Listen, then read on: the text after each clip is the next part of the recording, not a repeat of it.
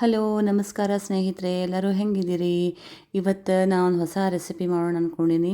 ಅದೇನಂದ್ರೆ ಎಳ್ಳಿನ ಗೊಜ್ಜು, ಹಸಿ ಗೊಜ್ಜದು. ಫಸ್ಟು ಒಂದು ಪಾತ್ರೆ ಒಳಗೆ ಒಂದು ಅರ್ಧ ನಿಂಬೆಹಣ್ಣಿನ ಗಾತ್ರದಷ್ಟು ಹುಣಸೆ ಹಣ್ಣು, ಅದ್ರ ತಕ್ಕಷ್ಟು ಬೆಲ್ಲ ಹಾಕಿ ನಿಮಗೆ ಗೊಜ್ಜು ಎಷ್ಟು ಬೇಕು ಅಷ್ಟು ನೋಡಿಕೊಂಡು ನೀರು ಹಾಕ್ಕೊಂಡು ಅದನ್ನು ನೆನೆಯಲಿಕ್ಕೆ ಬಿಟ್ಬಿಡ್ಬೇಕು. ಅದು ಫುಲ್ ನೆಂದ ಮೇಲೆ ಅದರೆಲ್ಲ ರಸ ತಕ್ಕೊಂಡು ಅದರೊಳಗೆ ಸ್ವಲ್ಪ ರುಚಿ ತಕ್ಕಷ್ಟು ಉಪ್ಪು, ಆಮೇಲೆ ನಾವಿಲ್ಲಿ ಎಳ್ಳನ್ನು ಹಸಿ ಎಳ್ಳು ತೊಗೊಂಡು ನಾನು ಅದನ್ನು ಪುಡಿ ಮಾಡಿಕೊಂಡು ಒಂದು 4 ಸ್ಪೂನಷ್ಟು ಎಳ್ಳು ಪುಡಿ ಹಾಕ್ಕೊಂಡ್ಬಿಡ್ತೇನೆ ಇದ್ರೊಳಗೆ. ಇದು ಎಷ್ಟು ರುಚಿ ಆಗ್ತದೆ. ಆಮೇಲೆ ಭಾಳ ಸಿಂಪಲ್ ರೆಸಿಪಿ ಅದು. ಇದಕ್ಕೇನು ಮಾಡ್ತೀನಿ, ಒಣಮೆಣ್ಸಿಕಾಯಿ ಒಗ್ಗರಣೆ ಕೊಟ್ಬಿಡ್ತೀನಿ. ಮಾಮೂಲು ಕೊಡ್ತೀವಲ್ಲ ನಾವು ಸಾಸಿವೆ ಜೀರಿಗೆ ಒಗ್ಗರಣೆ, ಅದ್ರಂಗನ ಒಣಮೆಣ್ಸಿಕಾಯಿ ಹಾಕಿ ಕರಿಬೇವು ಹಾಕಿ ಒಗ್ಗರಣೆ ಕೊಟ್ಬಿಡ್ತೀನಿ. ಇದು ನೋಡ್ರಿ ಮಸ್ತ್ ಕಾಣ್ಲಿಕ್ಕತ್ತದ. ಇದಕ್ಕೆ ಒಂದು ಸ್ವಲ್ಪ ಕೊತ್ತಂಬರಿ ಹಾಕ್ಬಿಡ್ತೀನಿ ರುಚಿಗೆ.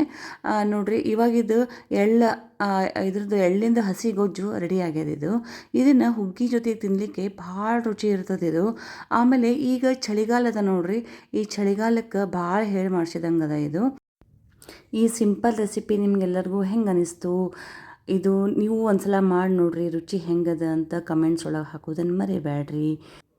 ಹಂಗೆ ನಿಮ್ಮ ಫ್ರೆಂಡ್ಸಿಗೂ ಶೇರ್ ಮಾಡಿರಿ ಮತ್ತು ಸಬ್ಸ್ಕ್ರೈಬ್ ಆಗೋದನ್ನು ಮರಿಬೇಡ್ರಿ. Thank you.